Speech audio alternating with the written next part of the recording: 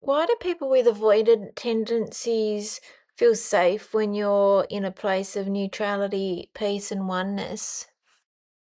People with avoidant tendencies often feel overwhelmed by emotional intensity or pressure. When you're in a calm, peaceful state, you're not pushing or pulling at them emotionally. That neutrality signals safety. There's no emotional threat, no demand, and that allows them to relax and move closer naturally. So that's why they seem to come closer often when you emotionally let go. Exactly. When you let go emotionally, you create space. Without feeling pressure or expectation, they feel freer to approach. It's as if the absence of emotional pressure removes a barrier. They can draw closer at their own pace.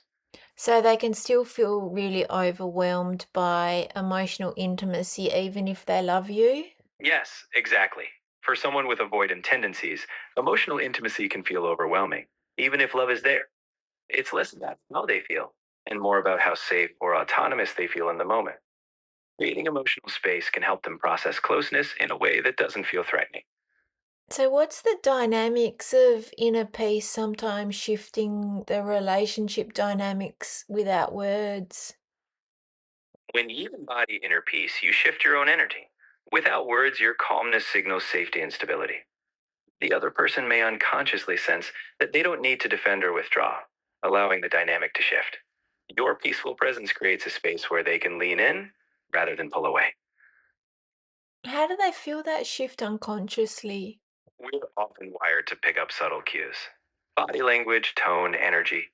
When you're peaceful and not projecting emotional intensity, it feels less threatening to the other person's nervous system.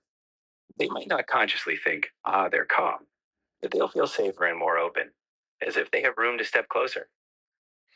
What if you haven't seen them for a while, so they're not able to see your body language and that kind of thing? Even if you haven't seen them, the shift often happens within you first. When you reach a genuine state of peace, future interactions, whether through tone, words, or even just the absence of emotional urgency, reflect that calm. They may feel less pressure, and that subtle shift can be sensed, even over time. Okay, so you think they can't feel it then just in the energy unless they see you or talk to you? Right. Energy is often communicated through interaction.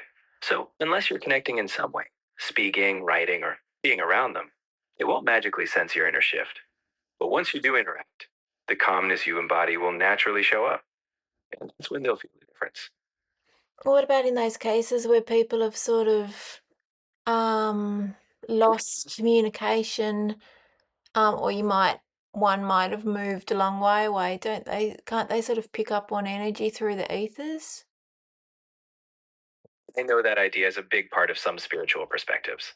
While not everyone believes in literal energy transmission across distance, many people do find that when you're at peace, you show up differently whenever you reconnect. Whether you see it as energy or just a natural shift in tone and presence, what you carry inside can influence your next interaction, no matter the distance. Yeah, right. And so why does detachment sometimes create more closeness than pursuit? Is it just because they feel like the pressure is off? Exactly.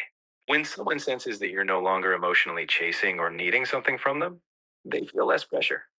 That emotional freedom can make them feel safer to approach because the dynamic shifts from something they need to avoid to something that feels more open and easy.